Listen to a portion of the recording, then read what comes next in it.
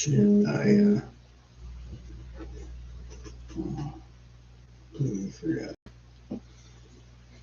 something that I was going to do.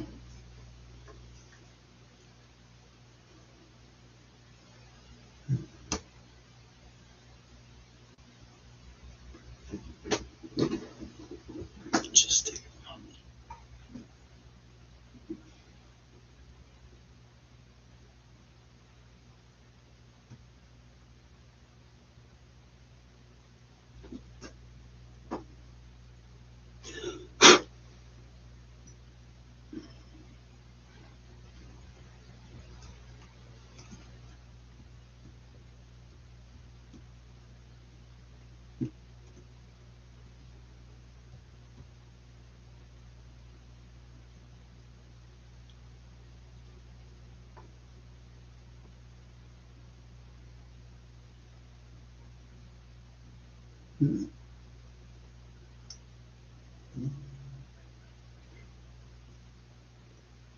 All right.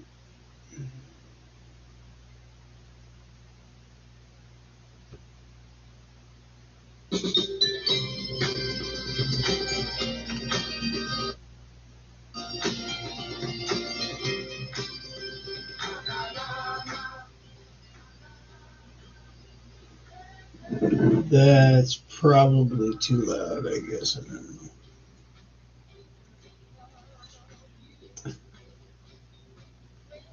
This might actually be bad for what I'm trying to do.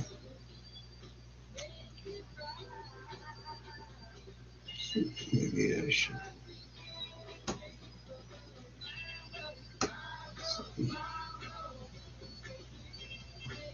Music.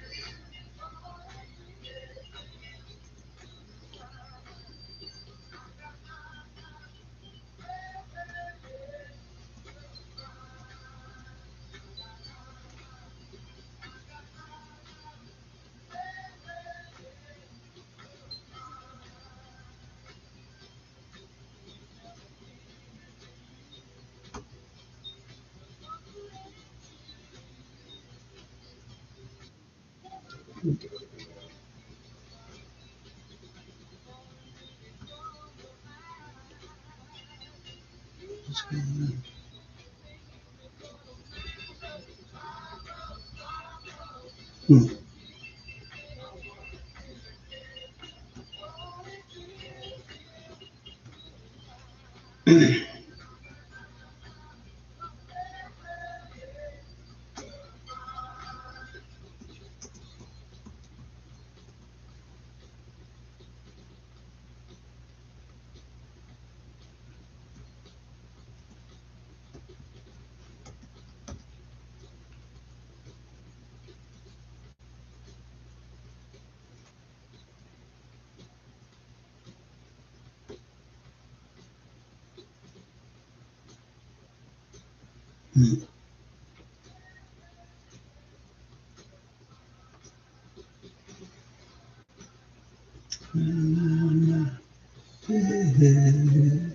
Goodbye.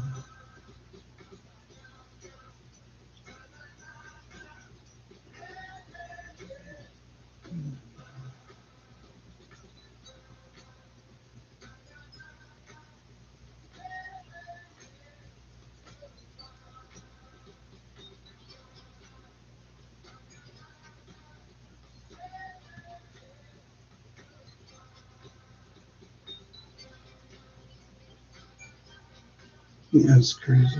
There's still like 2 full minutes, or no, 1 full minute to this song.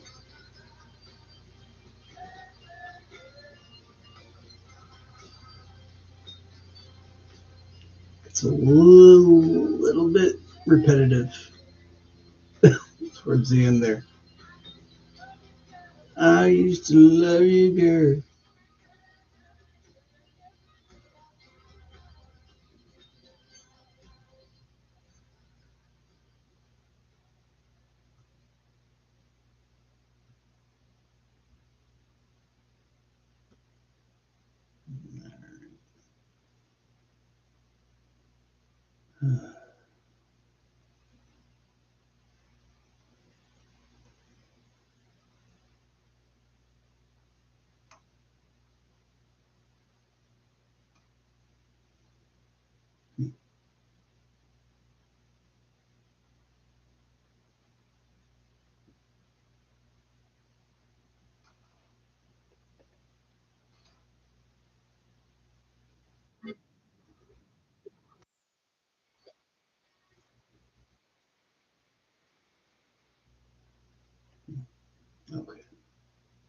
Well, now I will get to the thing. If this is your first time joining us, I am Pat K. This is Overdose Media. My friend John wrote this short story, and we are going to give it a read. See how it translates. Okay.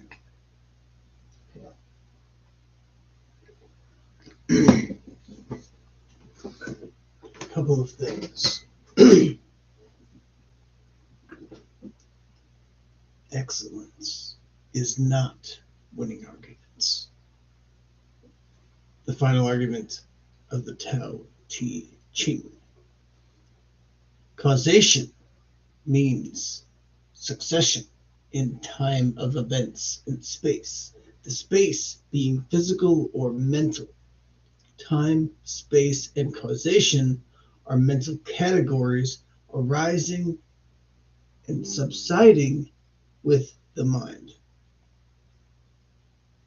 That is a quote from Sri, I'm going to butcher this, Sugar Gadada Maharaj.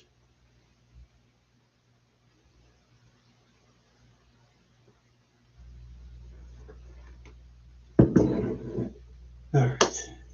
Sid, an historian.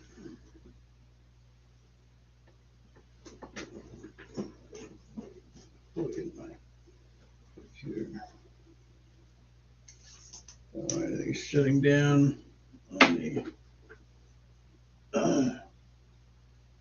unexpectedly. That would not be cool.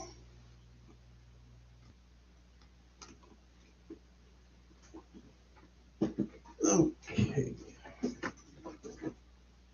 All right. Sid, the historian.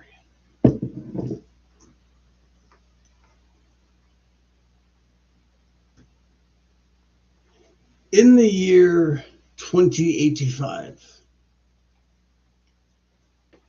the eminent Sid became supreme historian of the Supreme History-Making Authority.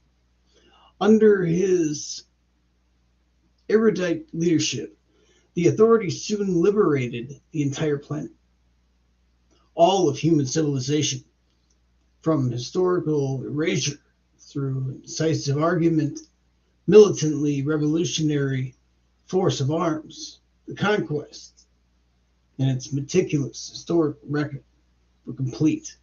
Imperialism was dead.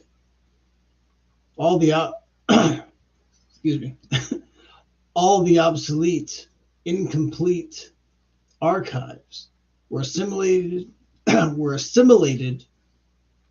into the great arc.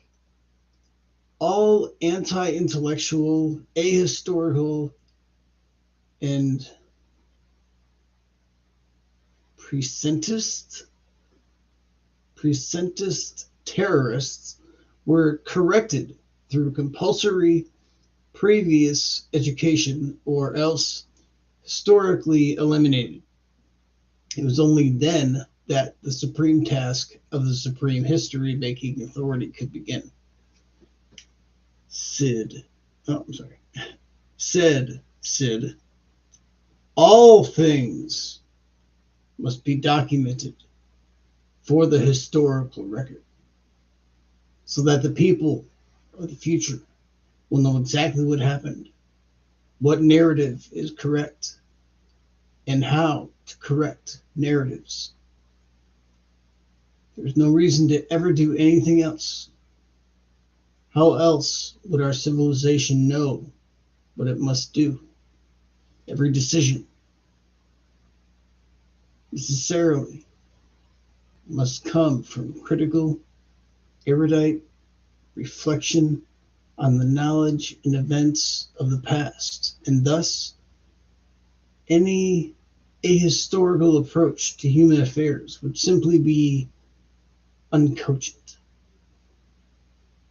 And so it was that the first act of the supreme history-making authority, upon its ascension to complete dominion over the earth, was an act to make social media centralized, organized, and mandatory.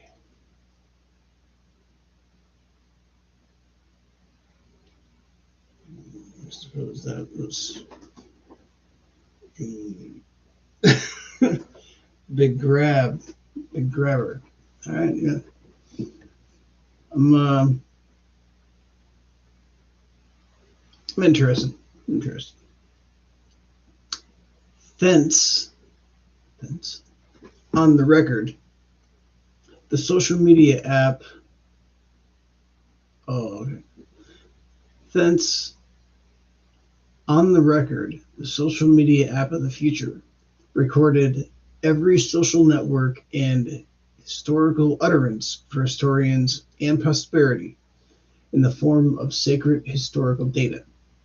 What was not captured by the social media posts was captured by the microphones and cameras of the Greek Ark, including those attached to the ubiquitous touchscreen personal recording devices through which On the Record was assessed. Where is that accessed?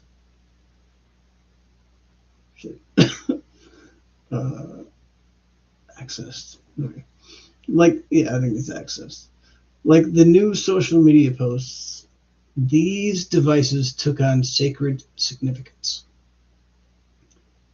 The explicit reminder that everyone was leaving an exhaustive historical record for future generations brought about a complete transformation of global society.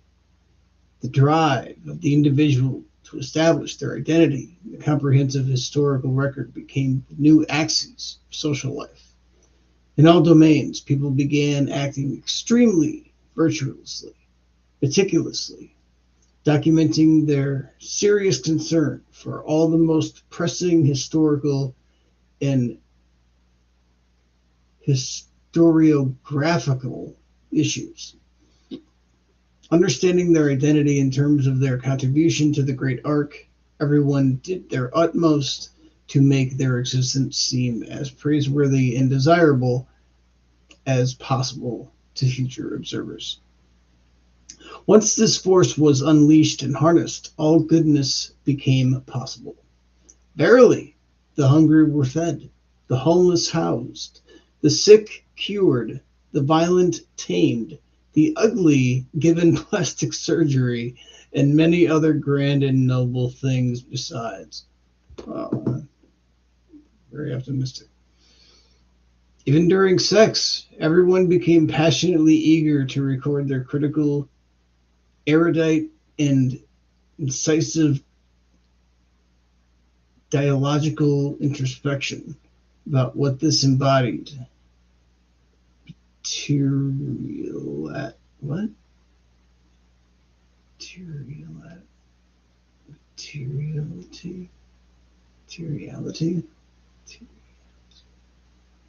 Materiality. Okay. Embodied materiality could reveal to history about the nature of their own interiority. Interiority? The inferiority? I feel like that should be like inferiority, but interiority? Verily, the task of passion became to use theory to demonstrate for posterity the healthiness of the deep psychology which undergirded the virtuous exploration of power relations during the event.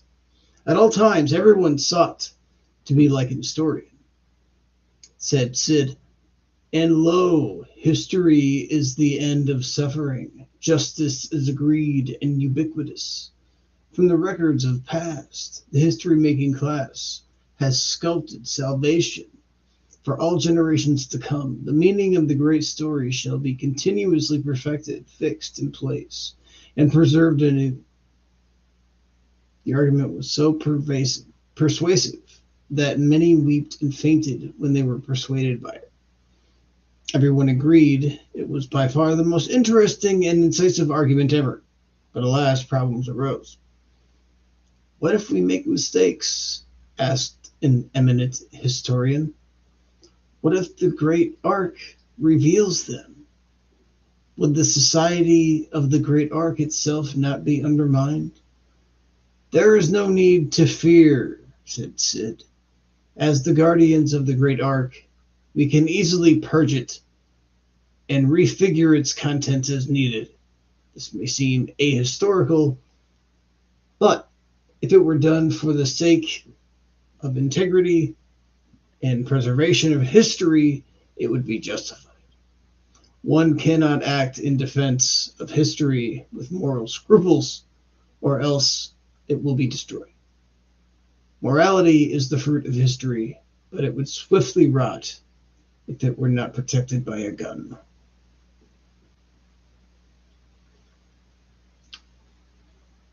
I'm trying to get super heavy on the Second Amendment stuff. I don't know. All the assembled historians recorded their agreement as to the wisdom of this idea. Another question came about the organization of circumstances Another question came about the organization of circumstances came. That's title.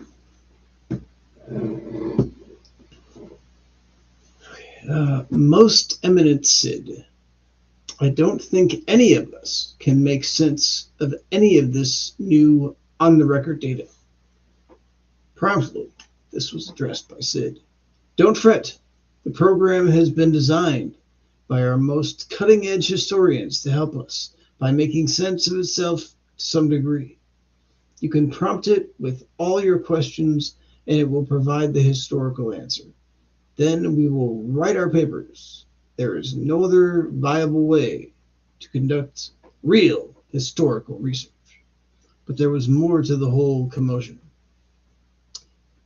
Great Sid, I am afraid, cried one eminent historian. From whence comes your fear, colleague? I have heard, and I do not know, I wholly believe it. But yet it still discombobulates me that some say that space and time are not separate, but rather part of one continuum. Would this space-time paradigm not undermine our role? How can we possibly hope to research the past and interpret it in this context? Yes, I have anticipated such a question. The unity of space and time is the one idea which is to be forbidden to record in our civilization, except at the levels of the most elite, top-secret historical research. Obviously, since the truth of the space-time argument is demonstrable. I don't know. All of us here have by now come to fully comprehend the nature of its truth and its historiographical implications. And that, of course, is why we act in our capacity as agents of historical change in space-time. Clearly, our most sacred task is to guide the awareness of the civilization through endless, branching, parallel universes. This is the nature and foundation of all of our vast historical agency. But the nuances and subtleties of that rat hole are too complex for most. We must have a single, simple narrative for the non-historicals. The space-time concept cannot be permitted to fester into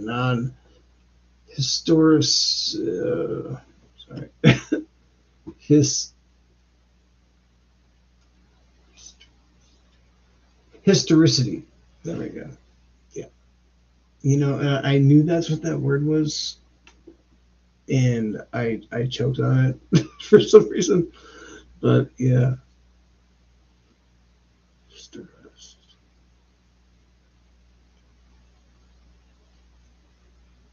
Historicity. Histor- Fester into non-historicity. Fester into non-historicity. Historicity. Jesus. In their non-historical minds, it would undermine the foundation of nothing less than space-time history itself. And without the past, some sordid, nonsensical hell would certainly await the entire civilization. Momentarily, in future past, we shall have one of the archival lictors strike all record of the space-time concept from the public arc. O most eminent Sid, how indescribably excellent you are. Your most empirical, multiverse-informed theory of historical agency is the most sublimifical, sublimifical, sublimifical, all right, sublimifical intervention in all of the literature that is. But how will our secret space-time historians guide human history through the multiverse without using the illusion of time as a crutch? These are good questions. We shall set up a task force. Word will be given to the most distinguished and estimable observers of historical existence to assemble for a secret conference on space-time history. All the assembled historians secretly recorded their agreement as to the wisdom of this idea. But Sid, I see that we now have a great arc, and a secret great arc. How will security clearances and narrative and historicity be managed in this context vis-a-vis the future? It does not befit history for you to become privy to that. But be assured, I have been informed that the new medicines will see to my eternal youth, and so I shall be able to critically preside over and act as editor of such affairs in order to guide history for the rest of the civilization. Assuredly, most wise. Is there anything more, colleagues? Sid asked of the assembled. Distinguished Sid, I hope I may dare to trouble you with yet another historical matter. There is a vast realm of literature on the inherent inadequacy of archives. Shall that be stricken from the public great arc as well? Certainly not. That's the beginning of the triumphant story in which the old archives were made obsolete and the unfalteringly complete great art finalized the excellence of human achievement in history. The inadequacy of the obsolete archives is the essential logic for the history regime. Sid, I see perfectly now. This is wise indeed.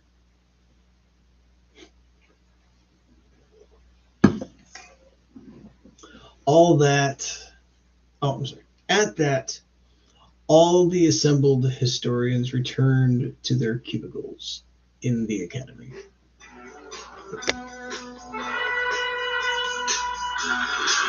It's the lady.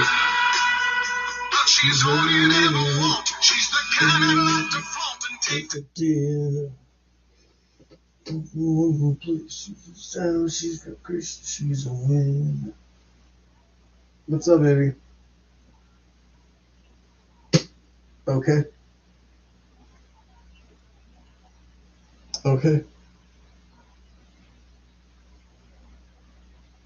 All right. All right. I will do that. I will see you then. Okay. Bye, baby. Well, that was a welcomed interruption anytime. She's out there helping the people. In a lot of ways, doing the things that I would like to be doing too. But we have our time in different lanes. Okay. At that, all the assembled historians returned to their cubicles in the academy. In the supreme history-making authority's final, timeless world order, there was no more distinguished vocation than that of an historian. This was especially the case since only tenured historians were permitted to receive eternal youth drugs, seeking to edify the world's immortality and join Earth's ruling history-making class. The brightest, most ambitious minds vied with each other viciously for a place in what was, in the entirety of the existence of the Earth, by far the most important institution ever, elite Central History Academy. One day, the apparently sincere Mauricio, Mauricio. Okay. One day, the apparently sincere Mauricio, a bright-eyed and earnest new admission to the academy, determined to inquire of his professor, an eminent centuries-old historian referred to reverently by his students as Tilario of long tenure, as to the true nature of history. Great Tilario, I have a matter I wish to submit to the historical record. Quiveringly, I seek to ascertain as to whether it can be veridically, veridically, veridically, veridically, whether it could be veridically asserted that one can ever be established to arrive at the truth of any historical narrative at all, especially considering the circumstance of the potential supposition that there are ways of establishing what did and not happen, but how you put those facts together within the infinite complexitisms is subjective. This question has irked my brain with violent heinousness, as it makes me suppose unelegantly about the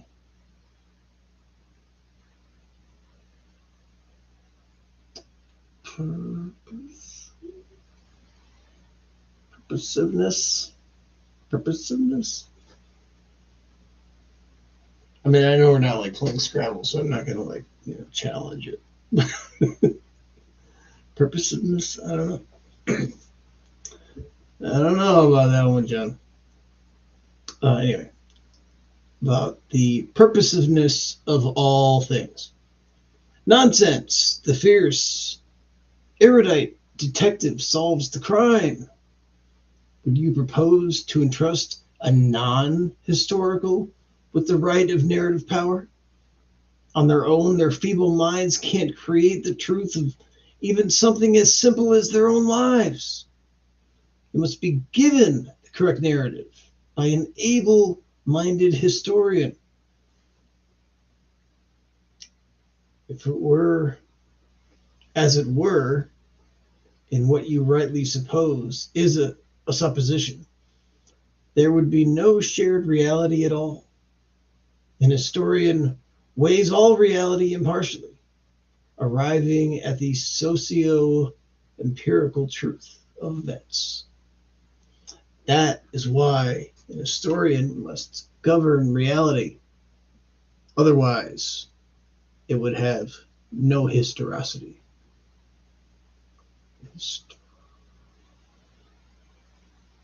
Historicity. Historicity. Otherwise, it would have no historicity. If not for us historians, reality would be a non-empirical sham, a great lie, and it would quickly cease to exist forever in all but non-memory, as the great historical basis of all decisions would be gone. How would matters be carried on if no one cared about history in this way? Things would make no sense at all. There is no need for further unelegant supposing on such nonsense.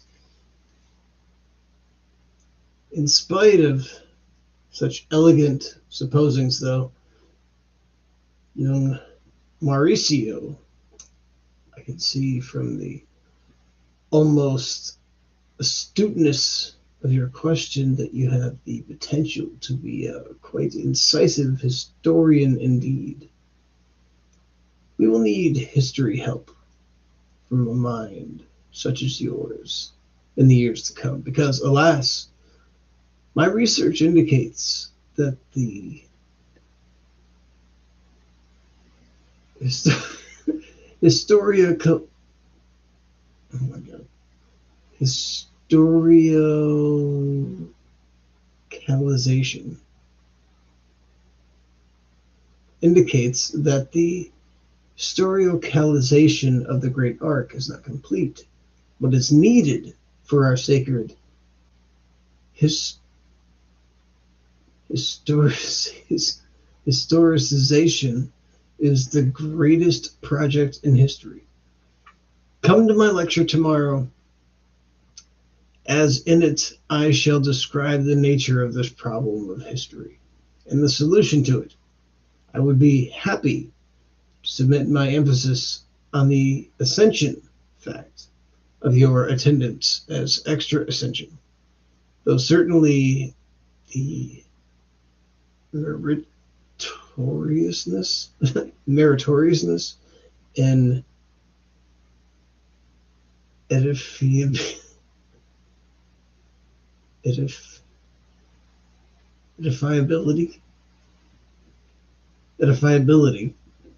of the nonsense revelation will be enough reward in and of itself. The next day, Mauricio waited for the lecture to begin, foaming at the mouth with eagerness at the prospect of understanding its purpose. Might be something wrong with that guy. Telerio, of long tenure, began thusly, speaking with the piercing earnestness and world historical significance of Christ on the Mount. We simply haven't gotten at the truth of history yet. Gasps. The materiality of it is this. It's the neurology, stupid. True interiority dimension of history is being constantly and forever alleviated as we speak. But I have a simple way for us to correct this. Establishing founded historical fidelity. It's just a matter of coercing and conditioning all human brains to submit themselves completely to this historical record. Nanobot injections. The assembled historians were starting to get rowdy. Telario's bold proclamation. The provocateur among them stood up and yelled, "What do nanobot injections have to do with anything? Your nonsense is as historical as you record it." I'm glad you asked, as clearly a few of you may not yet grasp the future of history. With mandatory nanobot injections, we can create synthetic neural on the recurrence of superstitions in the Great Arc, though. Is it not possible there actually is a non-brain component to existence? Telerio scoffed. Do you advocate the established sophistry of universal truth?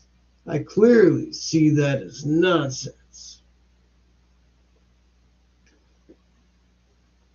You know, John, I'm not trying to dog on you, but I feel like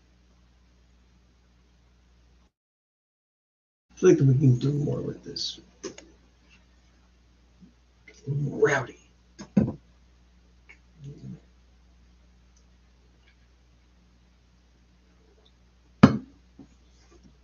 You advocate the established sophistry of universal truth? I clearly see that as nonsense. And then, like, he hits him with, like, a giant pole.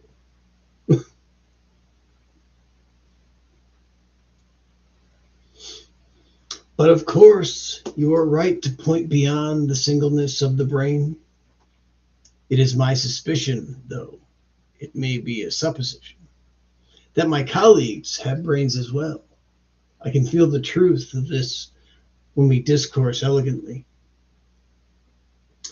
Therefore, it is right to say that beyond the individual brain, there is, of course, the entirety of the historical brain network itself, entangled across space and time. A network which, under the history regime, operates with absolute assiduous, assiduity, assiduity, assiduity. All right. What else could we historians conclusively conclude to exist beyond our historical brain network? The fact that such is the element, I'm sorry, the fact that such is the ultimate nature of reality will certainly be revealed when we take a look at the nanobot data.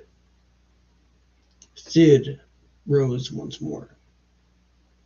Sid said, "It is clear that this proposal shall enable us to finally and completely discover the yet undiscovered physical laws underlying sacred historical processes. Clearly, the same laws have built to this point inexorably. It is manifest today that the emergent will of history is to understand itself. Oh, the nobulosity of it all, I can scarcely fathom. Incomprehensible sublimification is beyond words. I am completely convinced we shall record the story of every last cell in the history panopticon organism. Let word be given. Prepare the nanobots. The mandatory injections will begin in future past shortly." And so, Earth's population was injected with self-reproducing, thermally powered brain nanobots, and the era of absolute history began. It was revealed that though the initial imposition of the Great Arc on society may having corrected all outward behavior, the internal realm of human brains remained a cesspit of the most nefarious historical atrocities, though people may have been acting most laudably under the history regime out of fear of being misunderstood. It was revealed that their previous public image was, in fact, ahistorical, and that from a true historical perspective, they were, in fact, heinously terrible people. Heinously terrible. In just one example, Telerio soon came to confront his seemingly innocent pupil, Mauricio, exclaiming, "It is a fact that you have been recording non-stop thoughts, imagining to engage in passionately non-virtuous acts of historical introspection with my wife, Susan. You are married, Mauricio, married. You are made obsolete. My thoughts shall be strongly recommending you for non-tenure hencewards." Yeah, that's how you tell a guy who's, has been fantasizing about fucking your wife. But verily, Johnny, you really love that word, don't you? Verily. Well, verily. But verily, when brought into the light, all darkness becomes history. After 10-year adjustments, a new class of genuinely virtuous historians emerged, and finally, the penultimate era of historical enlightenment commenced. After the initial onboarding hurdles were over with, everyone on Earth rapidly became a 100% positive historical subject in a most historically accurate way. To their core, everyone loved history as themselves, and such as, or as such, they radiated the most luminous virtue from the core of their beings. Only the historical security secrets in the minds of the great Cid and the goings on in his private historical compound remained unrecorded. History was complete, said Cid. I have returned from an historical ayahuasca tent retreat on mine private compound, and upon meditating on the neural data of absolute history in an intuitive trance state, I have decided it is not really absolute data, and there is really no point. I just don't get it anymore. The history project is completely unstable. Wow, that took quite a turn.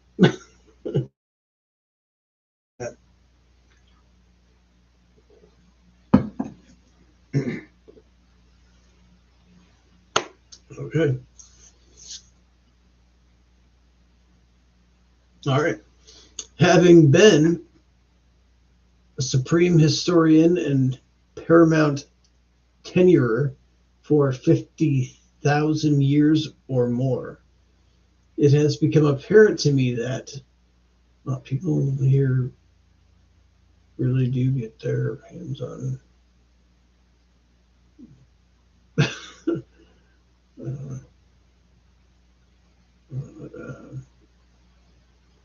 Fountain of Youth or something. Okay. Having been supreme historian and paramount tenurer for 50,000 years or more, it has become apparent to me that to truly map historical processes completely, we would need to possess the technology necessary to create nanobots the size of electrons or smaller, perhaps endlessly smaller. It would be tedious for me to oversee. And the fact of the matter is, It's likely that all history is ahistorical. Furthermore, I have become disillusioned with the fatuously Pollyannish notion that the universe is not a static block. The consensus of 50,000 years or more of secret historical research is that it is, in fact, is just such a static block. I fear I have deluded myself contrarianishly for history's sake all these years. And as though they were not enough, the majority of history is now simply a pointless, albeit astute chronicle of meticulous chronicling. And so, methinks the historical project is nearing retirement. It is not in my heart.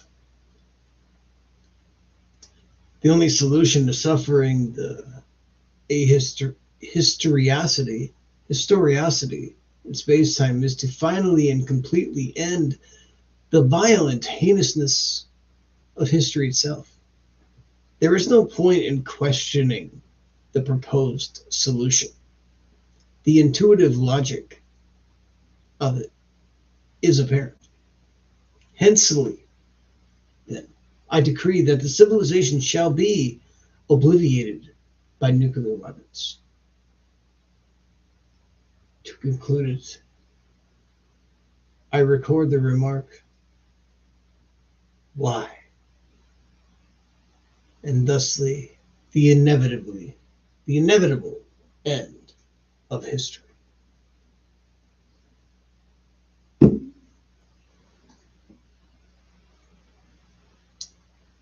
What the fuck? That was, wow. That was exciting and bizarre. And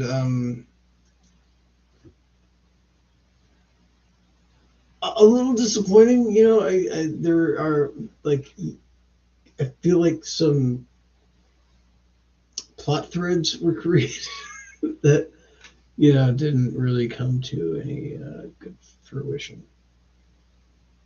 But that's okay. I had fun reading it. I assume John enjoyed his time writing it. Maybe someday soon there's somebody that can edit, do cool things. But until that happens, I guess it's just, that's just it for now. Okay. Is there anything else I wanted to cover?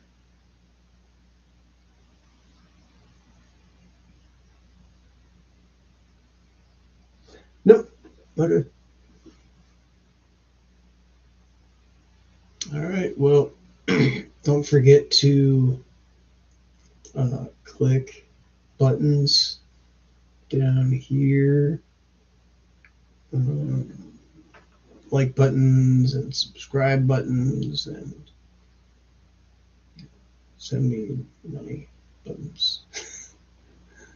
I don't think actually I have a send me money button. Actually, I do have the Mad City podcast. That is my yeah. That's my Cash App. Mad City Podcast. To go along with Mad City Podcast. However, this is no longer the Mad City Podcast. This is, and will continue to be, Overdose Media.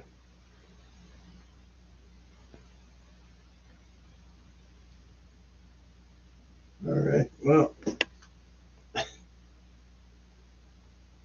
it's so weird that, like, I have the camera here. My laptop is here.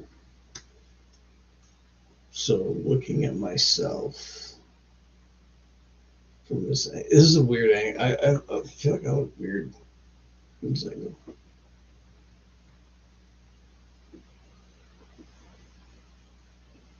None of this looks right.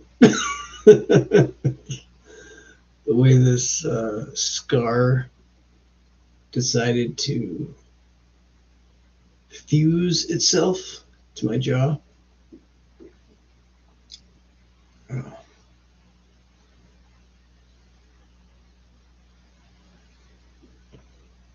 That's what you get for sticking a needle full of lidocaine in your face. I don't recommend that. I was pretty drunk. So I scraped the bone. I didn't even go like in my mouth. Like, like I just from the outside, like the dirtiest air. How am I don't, like it's crazy to me. I know this is going to sound stupid, but it's crazy to me that I haven't just like evaporated, just come apart like the end of Infinity War. It's just dusted. I feel like that's what should happen to me at some inevitable point. I do. All right. Well, anyway, thank you for joining me. Come back again, and yeah, be sure to like, subscribe, and share the shit. Get it out there, man. Just fucking throw it around like get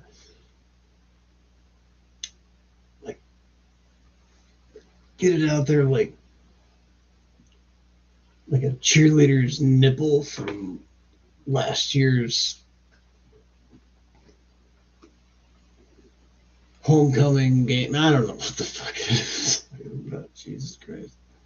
All right. Bye.